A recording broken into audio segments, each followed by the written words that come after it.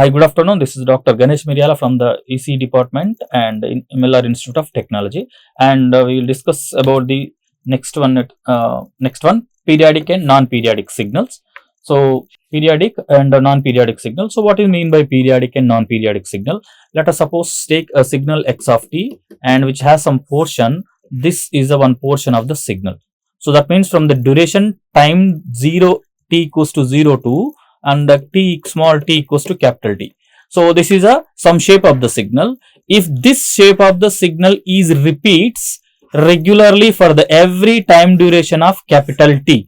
So, this time duration is t equals to capital T and its time duration is t and its time duration is t. Like that, if a signal small certain amount of the signal repeats for every fundamental time duration, then that is called the periodicity, that we can call it as a periodic signal. So, I can say sine wave for every 2 pi fundamental period,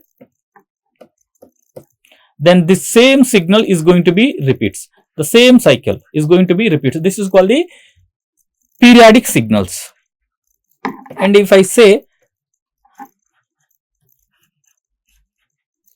this signal is there. So, if you look at it, so there is no same kind of the signal is repeating to the infinity over the duration. So, two kind of signal. One is a periodic, that means certain amount of the signal is going to be repeats for the duration, that duration we are calling it as a fundamental time period. So, mathematically how we are going to be represent periodic signal? See, a signal x of t which is defined is a periodic, and its x of t is equals to x of t plus or minus some constant kt. Some constant kt. That means x of t, if I take some t is equals to 1, some t equals to 1. So, what is the value? X of 1 is equals to x of 1 plus or minus some constant k into t. That means for a time period at a time interval 1, at a time slot 1, which magnitude of this same signal is equal to time slot of this all locations. Let us capital T value, let us take it as a time duration, it is a t is equals to 5 seconds. T is equals to 5 seconds. Now, same signal and x of 1 is equals to, now it moves to the x of 1 plus or minus 5 is a k value, sorry, 5 is a t value, then I have the k. K is already I mentioned it is a constant. K is a some constant. So, now in this case, k equals to 1, 2, 3, 4, so and so, it is a integer value. Then x of 1 equals to, I can write 1 plus or minus k value 1 is equals to 5. Next to x equals to 1 plus or minus, if k value is 2 is 10. If k equals to 3, x 1 plus or minus 15, which implies x of that is 6 comma and x of minus 4. From here x of 11 comma x of minus 9. From here x of 16 comma x of minus 14. So, if you observe the same signal, if we are taking fundamental time period is 5 seconds and its amplitude values are same for these all cases, x of 1 amplitude whatever it may be. So, the same amplitude you will find across the x of 6, x of minus 4, x of 11 and x of minus 9, x of 16 and x of minus 14. These are the possibilities for this instant whatever I taken. So, this is about the periodic in. If any signal which is not following these conditions, which is not obeying this condition, that is called the non-periodic signals. This is for the continuous time signals. If you look at to the discrete time signals, x of n. So, if x of n is a discrete time signal and its fundamental time period is capital N, so fundamental time period is capital N, then we can define the periodicity of the signal if x of n is equals to small x of n plus or minus small m capital N, where m is a integer and n is a fundamental time period. N is a fundamental time period. Okay, next, see, if I have some signal x of t. So before going to that, we have to clear one thing: angular frequency.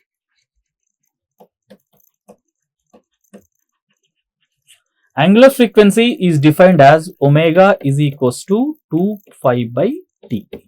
Omega is equals to 2 pi by t, where this t is a fundamental time period, that omega is a angular frequency. If I want to find what is the fundamental time period or angular frequency of the signal, if I given sine 100 pi t, sine 100 pi t. So for this signal, what is the fundamental time period? So it's very simple. So for this one, just compare with the sine omega t. Compare with the sine omega t. Then omega is equals to, from this to omega is equals to 100 pi. Omega is equals to 100 pi. So what do you want to find now? It's a fundamental time period. Then omega is equals to, as I already mentioned, 100 pi, which is equals to 2 pi by capital T, where this T is a fundamental time period for us. So pi will get cancelled, 250 is a, so then capital T is equals to 1 by 50 seconds. 1 by 50 seconds is a fundamental time period for the particular signal. So whatever, sine 100 pi t, sine 100 pi t, fundamental time period is capital T, which is equals to 1 by 50 seconds. So this is the evaluation, how we are going to find the fundamental time period for the given sine signal or cosine signal, whatever it may be. So if you know this one,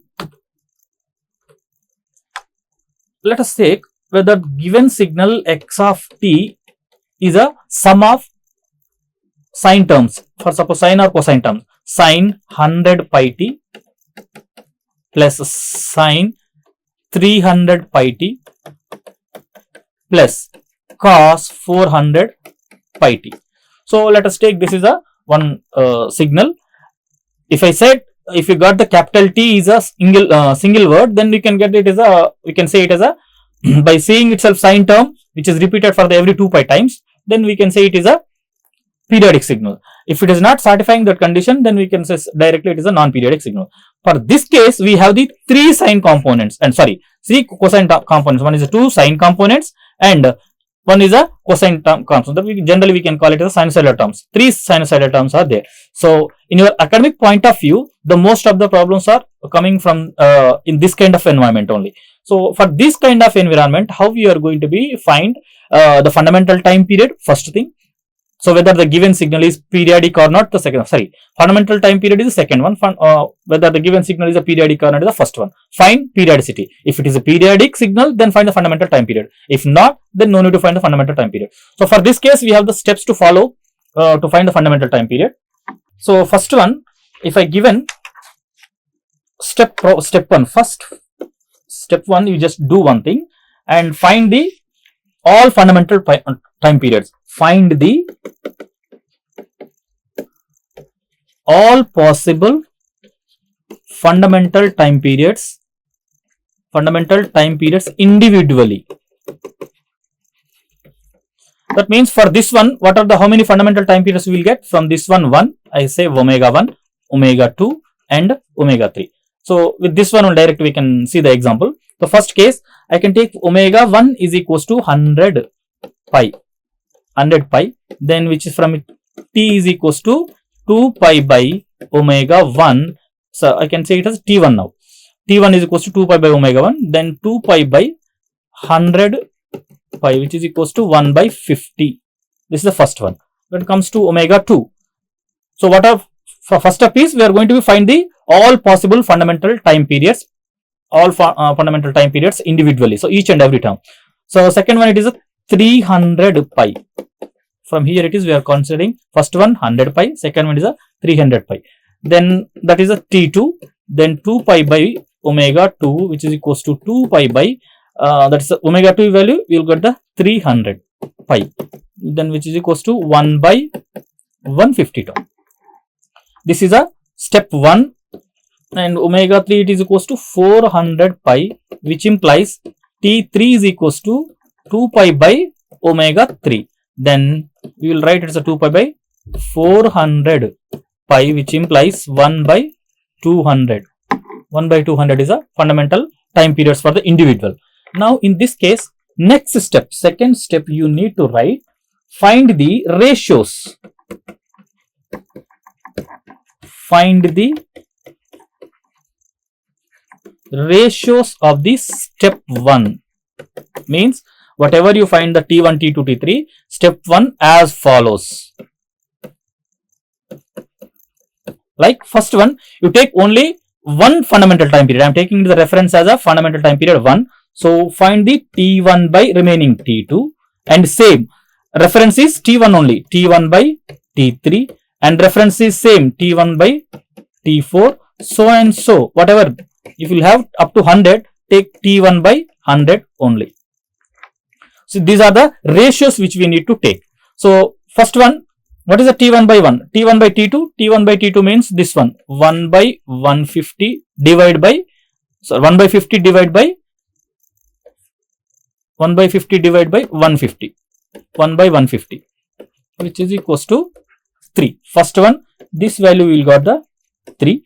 Next, T1 by T2, this completed. Then T1 by T3, that means 1 by 50 divided by 1 by 200, which is equals to, we will get the 4 value. Then we will have the 4.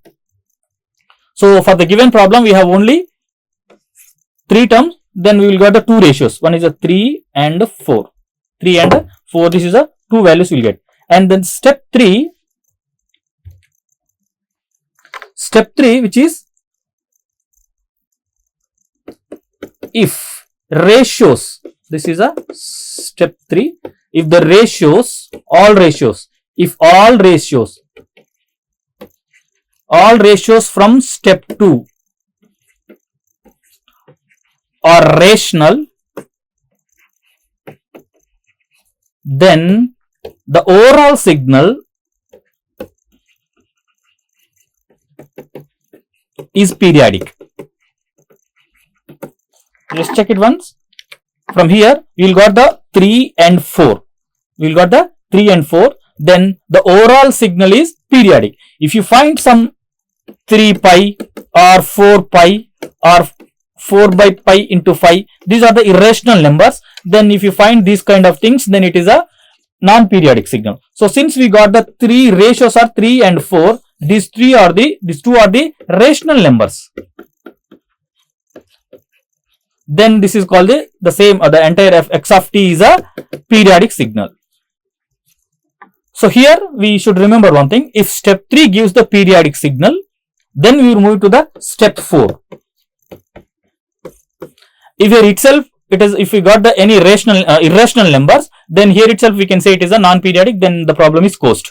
Then if it is step 4 we are moving, means the given signal is periodic. We are concerned about it, the now fundamental time period. How to find the fundamental time period? So the first one, calculate. You can write directly. I am writing it. Calculate means LCM. LCM of denominators. LCM of denominators of step 3. LCM of denominators of, sorry, step 2 it is. LCM of denominators of step 2. If you see, what are the step 2 you got it? Step 2 we got these denominators. That means you should get the T1 by T2 ratio. If you are getting 3 and 4 means 3 by 1 and 4 by 1. So LCM of denominators means this one, 1 and 1, right? LCM of denominators step 2. Find this and assign this value is x. Then x is equals to LCM of denominators of step 2. You just find this value. What is the LCM of denominators? Divided by 1, divided by 1. What is the LCM? LCM of 1 comma 1 means it is a 1 only. Now we find the x. Now the fundamental time period which is equals to capital T is equals to x into T1.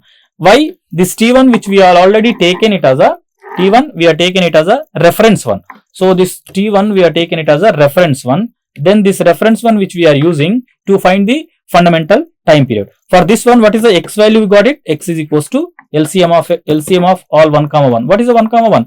The denominators of the step 2. Denominators of the step 2, it is 1 comma 1, which is equals to 1. Then what is the x value we got? X means we assign this one 1 and T1 1 into T1 is a move across this one. T1 what we got T1. From here it is T1 is equals to 1 by 50. So T1 is equals to 1 by 50. The capital T is equals to, this is a fundamental time period, value it is 1 by 50 seconds. So this is a fundamental time period for the given signal. So for this signal, if for x of t is equals to sine 100 pi t, sine 300 pi t, sine 400 pi t. So this is a periodic signal based on this process. The process is simply for the only 4 steps. First find the individual fundamental time periods, and second step find the ratios as follows: T1 by T2 and T1 by T3 and T1 by T4 and up to the end. Once if you got the all these ratios are rational numbers, if it is rational numbers then periodic, else it is a non-periodic signals. So if it is periodic, then find the LCM of denominators of step 2, then assign that value to the some x value, then fundamental time period finally you will get as t is equals to x into T1. This T1 which we already earlier find the T1 value, that is 1 by 50, then that is equals to 1 by 50 seconds. This is the entire fundamental time period for the signal x of t. So here we are studied about the periodic and non-periodic signals. So next topic we will discuss about the systems. Thank you.